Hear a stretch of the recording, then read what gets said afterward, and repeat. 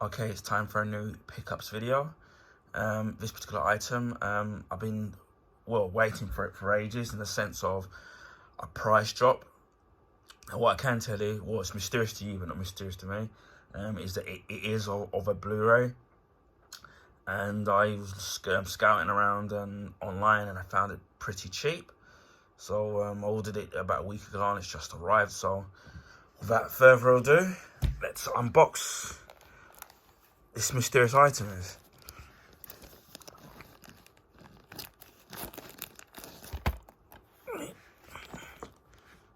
Cut upside down.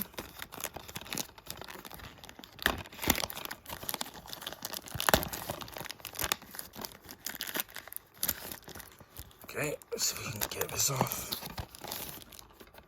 Yep, and as you can see, it's of the movie Venom, which the last time that we saw him in the live action was in Spider-Man 3, with it was the Tobey Maguire one. Obviously, with the Spider-Man license being owned by Sony, and they did a deal with Disney so that they could use it, Disney Marvel, so they can use the Spider-Man character in their franchise without obviously losing the rights. They decided to, do a spin-off, and this is of the this was released in 2018. The movie was directed by Ruben Fisher. Screenplay was by Jeff Pinkner, Scott Rosenberg, and Kelly Marseille.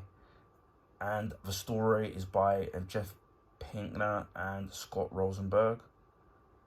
It was produced by Avid Amrad, Matt Tormark, and Amy Pascal.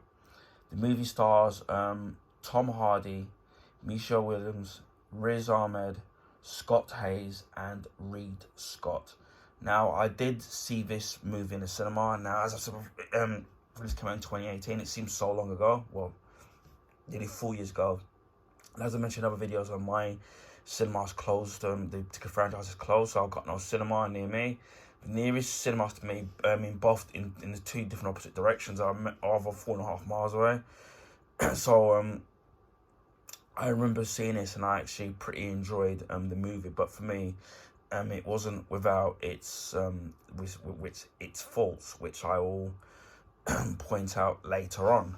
So this will be a unboxing stroke, kind of a mini review at the same time, because I still remember it fresh in my memory.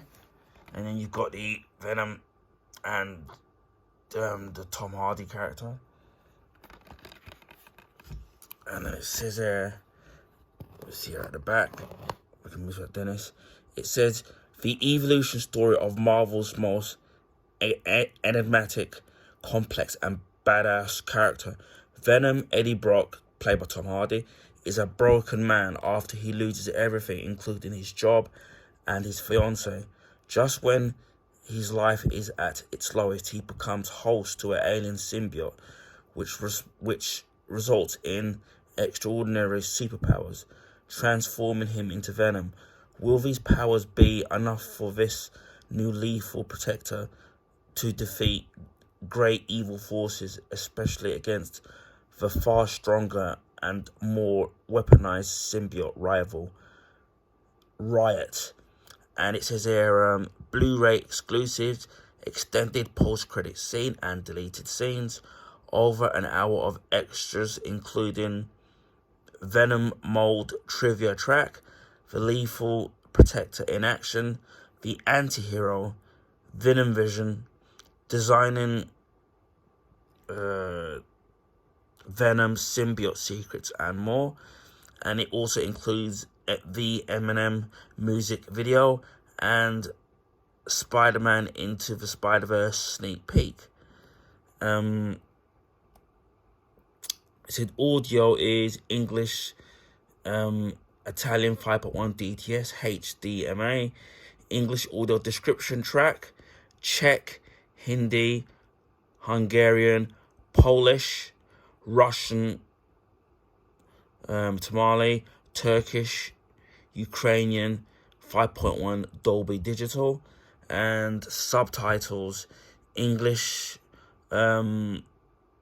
hard of hearing, Arabic, Bulgarian, Croatian, Czech, Danish, Estonian, Finnish, Greek, Hebrew, Hungarian, Icelandic, Italian, Latvian, Lithuanian, Norwegian, Polish, Portuguese, Romanian, Russian, Serbian, Slovak, and Swedish, Turkish, and Ukrainian. So yeah, when it comes to the subtitles, you're kind of all covered there, and in the audio as well. Again, as I said, I did see this in the cinema, but for the Blu-ray, I've just waited until it got down, for a price drop. There was a sequel, obviously, as you may know, which was titled Venom: Let There Be Carnage, and that was released on October 1st, 2021. They are working on a third movie, but as of yet, the movie is untitled. And obviously, plus with the strike that's still going on, it's probably going to be a bit of a wait for us to to see the actual movie. So the basic plot of the movie is that a probe belonging to the bioengineering company Life Foundation discovers a comet which is covered in symbiotic life forms. The probe then returns to Earth with 4 samples, but one of the samples has escaped, causing the ship to crash in Malaysia. The Life Foundation then recovers the 3 other symbiotic life forms and transports them to a research facility in San Francisco. They then find out that the symbiotes need a organic body, obviously with a oxygen base. Obviously, what the humans would be for it to survive. And without oxygen breathing hosts, the symbiotics don't survive. Eddie Brock, a investigative journalist, finds out about the human trials from classified documents that he finds from his fiance, and then she's actually a attorney, and then she's preparing a lawsuit in protecting the Life Foundation corporation. Eddie then tries to confront the CEO, Carlton Drake, played by Riz Ahmed. But then his fiance then finds out about what he's done by looking into her files, and then he ends up losing her, which obviously you would. And then 6 months later, the symbiotic trials are closer to being a full success. But then one of the symbiotes dies, and then one of the Life Foundation scientists that works for Drake is basically not happy with the methods that they're going about experimenting on this symbiote. So then she now wants to expose what her boss and what the company are up to. So with Eddie's help, by going to Eddie, that will then help her expose what her company is truly up to. So then he breaks into the Life Foundation to try and get information in trying to bring down the corporation. But unfortunately, one of the symbiotes then basically takes over the female scientist, but then takes over him, resulting in her dying. Then obviously Drake, the CEO, finds out about the specimen that one of the specimens is missing, and that Eddie Brock has it, and then sends his mercenaries to try and kill Eddie Brock to try and get it back. But then now that the symbiote, which we all know is Venom, is now bonded with Eddie Brock, then helps to take out all the actual mercenaries. And trying to find out, remember here. Obviously, with the symbiotic now, it gives him superhuman powers, superhuman strength, able to climb buildings, and pretty much similar to Spider-Man. And then Eddie then tries to break into his workplace to turn in evidence of Drake's crimes, but then obviously the SWAT team are now after him. his ex-fiance then sees him transform and then escapes. And then we find out that Eddie's internal organs are basically rotten. So with the incorporation of obviously with the Venom host, he's able to, you know, regenerate his organs. And obviously then we find out that's the weakness in trying to separate the symbiote is high-pitched sound, which if you watch Spider-Man 3, you would obviously seen this in action, or even in the comics, or even in the Spider-Man Fox kids animated series, which I still think is the best interpretation of Venom. Now, there is a fourth symbiote now that's traveling around the globe, using these the Venom symbiote as a kind of a homing signal to try and find obviously Venom. But then what ends up happening is that the that symbiote Riot ends up bonding with Carlton Drake, and obviously all hell starts to happen, and basically it's a basic battle between Riot and Venom, and basically who's going to survive. And basically the film ends with that Eddie Brock's fiance thinks that the Venom symbiote has perished in saving Eddie Brock's life, but we obviously know that this isn't the case, because obviously we're gonna going to get the actual sequel. And there is a mid-credit scene where Eddie is invited to interview the serial killer Cletus Cassidy, who promises carnage when he escapes, and obviously that sets up the actual sequel to the Venom movie. As I said before, I thought these special effects were great. The actors in each of their roles were fantastic. I think Tom Hardy was really great in his role. Michelle Williams, who plays his girlfriend, was really good, and Riz Ahmed as the villain, I thought was pretty good as well. So it was a really good movie. Now, where I do have the issues of it is that, for me, I've grown up with the Venom character from the comics, first of all, and then obviously the transition of that into the Fox Kid animated series, and then obviously Spider-Man 3. Now, the whole story behind how the Venom creature obviously get in the origin of it is completely different, and I think that's what kind of a little bit irked me in a way, or rubbed me up the wrong way, because obviously the basic premise is obviously that that Spider-Man, obviously the Venom symbiote is an extraterrestrial. Obviously, it then bonded on Peter Parker, and then obviously, you know, the whole story, it turns him, makes him stronger and faster, but then it turns him evil, and then he has to, and then he can't separate himself from the suit, from the symbiote suit, and then obviously he's able to separate from the suit. Again, I'm breaking it down to the basic common number, because obviously the story's a lot more complex than that. And then obviously the symbiote ends up bonding with Eddie Brock, and then obviously we've had the other evil symbiotes like Riot and his Carnage, and there's been one or two others. And what I liked, I loved how obviously when Spider-Man, or the Peter Parker, wore the Venom costume, and then it was all complete black with his eyes highlighted white, and then he had that white spider symbol on his chest going around his rib cage. I think that looked absolutely awesome. Again, with the whole Venom suit, obviously with creature making him, symbiote making Peter Parker stronger. We're going to see this in the Spider-Man 2 game that's going to be released in October on PlayStation 5. So that's kind of going to be great. And obviously he's going to have totally different powers when he's wearing that costume to the standard Peter Parker suit. So I'm going to be interested to see how they're going to do, what their take is going to be on that story. But again, as before, the Venom whole symbiote thing was associated with Peter Parker. And in this, they've just totally chopped it up. There's no mention of Peter Parker at all.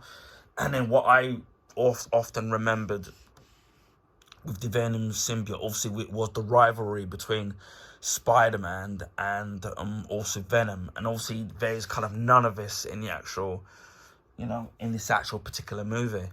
And that's the thing that I found, for me, a little bit disappointing. Again, if you're somebody that's never read the comics or don't know too much about Venom, and especially these younger people now that haven't really read the comics or the Spider-Man 3 or even the Spider-Man animated series, and you're just watching it as somebody that maybe a superhero fan and a Marvel fan, you'll probably will like it a lot more especially if you don't know a lot about of the lore and the kind of origin story of Venom. Over the years, he's had his own various comics, and they've changed storylines here and there, and he's been bad, anti-hero, and etc, etc. So there's been loads of stories. So something that you can find if you actually look up or you click the comics or the graphic novels. But for me, that's what kind of was a little bit disappointing for me, because obviously there's this strong association with Peter Parker and how it transitioned from Peter Parker to then Eddie Brock, and this complex rivalry between Peter Parker, Spider-Man, and then the Eddie Brock Venom character. So again, that's what kind of rubbed me up a little bit the wrong way, and it was a huge disappointment because it's such a huge departure for me in terms of how they've actually, in terms of what they did with that complete storyline. It's been totally changed, and for me, it's a shame that they couldn't have still done that, and you could have still used the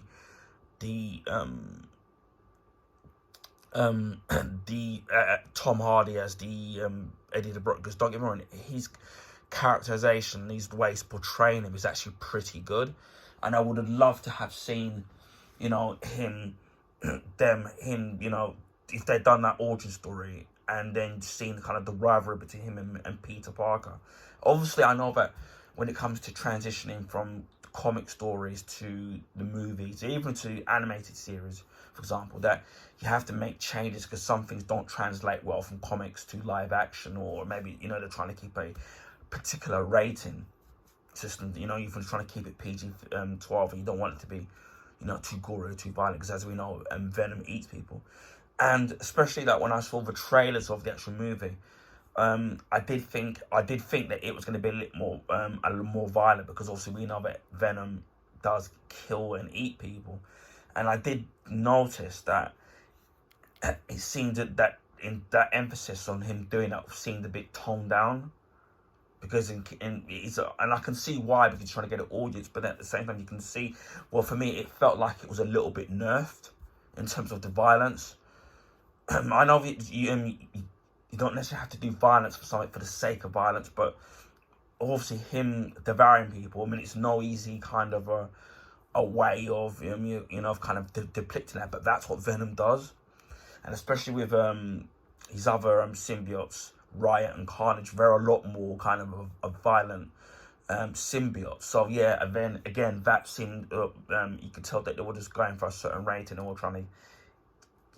It felt like that when he was killing and devouring certain people, it felt like they would, that when it was just like, as if you were going to see it happen, that they would kind of would cut away, or not quite show you what was going on in terms of him doing that. So that was a little bit disappointing, but not too much to take away from it. But you can clearly tell that they were trying to sit there and trying to nestle with that particular rating system. And my kind of little final gripe with it was the actual costume. I do like the overall special effects of the way that the costume of the CG, of the way that it moved and the way he moved around. That was pretty good, especially obviously when he was exposing Venom's face to showing Tom Hardy's face. But the only kind of little thing that I had with it, again, it's to do with the comics and the way that we've seen the costume depicted in the comics, and certain video games where we've seen the skin of the Venom costume, and obviously we're going to see it in Spider-Man 2, and even though the Fox Kids animated I loved the way, obviously, that when Venom bonded with Eddie Brock, I loved the way, obviously, that he looked a lot more bulky, because the Eddie Brock character was, had his bodybuilder type physique, but he still had that big muscular body, but he still had the the white Spider-Man symbol on his chest, and that's what kind of, and then I felt that the way that was put on his chest, and obviously in a much more bigger body, and the way the black suit and the white Spider-Man symbol contrasted onto the physical appearance of Eddie Brock. It really kind of showed the difference between Spider-Man, but yet you still saw this Spider-Man link because of this Spider-Man symbol. And I know maybe, I'm not like 100% expert in Venom, that maybe over the years that they've done alterations in terms of the way that the suit or even the symbol looks on the Venom thing.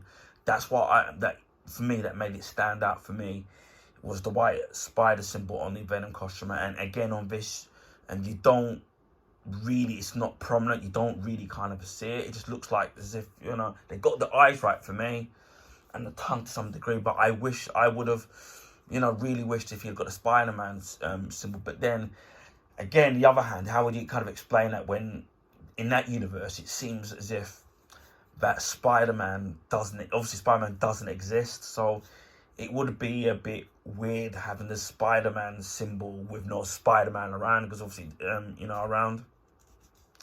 And again, it comes back to my first complaint in not having Spider-Man, you know, being a part of it. So that's, you know, for me is my three basic gripes with the actual movie itself. With the second movie, Velvet Carnage, there is another there's a post-credit scene, and it's kind of linked to the third Spider-Man movie that came out in 2021. So that there's a post-credit scene in obviously the Spider-Man 2021 movie and with Venom. But again, whether or not they're going to follow through with that is going to be a completely you know, another story. But you know, those are my gripes. So again, I got this for about I think it's about I think it's either £1.99 or £2.05. Got it from Music Magpie. The actual condition of the actual case itself is in a pretty good condition. I'm probably gonna wipe it down later on with a with these micro wipes. I always do that when I buy secondhand stuff. With the UK one, I don't. There's no digital copy. I don't know if these in the one in the States, whether it does have a digital copy. This was rated a 15. Again, as there's no digital copy. You can get some Venom Blu-ray, the ones that are released with the actual with a slip cover, which this one doesn't have. You can also get this Blu-ray in a double Blu-ray pack, which contains Venom and its sequel, Velvet Carnage. So you can get that as a double pack with both movies. Obviously, with the third one, obviously gonna be coming out later down the line in the future. They've put the disc that way up, so I take that out, and as you can see there, that's a pretty cool image. I do like that. So yeah, that's pretty cool. With his tongue and all that teeth in the eyes. He really does look. I don't know if it's me, but the head reminds me, obviously with that of the creatures from Aliens. Obviously they've got a second mouth, but it does remind me of that. So yeah, that's all you'll get there. Again, as well, this was secondhand. There's no dirt on it. It looks actually in pristine condition, so it looks completely brand new. I'll put that back in, and then yeah, so that's my Venom Blu-ray. I will probably keeping an eye out to get the sequel, which I actually preferred the first one over the sequel. You know, but as before, I'm a big comic book fan, so whether it's DC or Marvel, some of the things I just want to, you know, I just want to add to my collection. You know, when it comes to movies. So yeah, as I said before, you know, it's not about movie. As I said before, the release date of this came out on the 1st, October the 1st, 2018, and in the States it came out October 5th, 2018. The running time is 112 minutes, so just over 2 hours and 2 minutes. And the budget was between $100 and $116 million. And the box office numbers worldwide was $856.1 million. So obviously that did very well in terms of you know, giving the green light for it to go for a sequel, which obviously it then did. But we'll discuss the box office numbers and the review when I'm able to get hold of the Venom VLB Carnage. Anyway, I hope people found this video informative. Please feel free to share with your friends and family. Also, if you can give this video a big thumbs up, would highly appreciate that. That will help people find my YouTube channel and YouTube content across the YouTube recommendation page. This is because of the YouTube algorithms favor the bigger YouTubers who they get highlighted on the YouTube recommendation page. So that will help a lot with me finding new people to my channel. Also, if you haven't already, because I know there's a lot of people who haven't, but it's not obligation, but if you please consider subscribing to my YouTube channel if you want to see unboxes like this, video gameplay, comic stuff, rants. There's lots of content that I'm sure that will cater to what to your needs and what you like. So consider subscribing to my channel.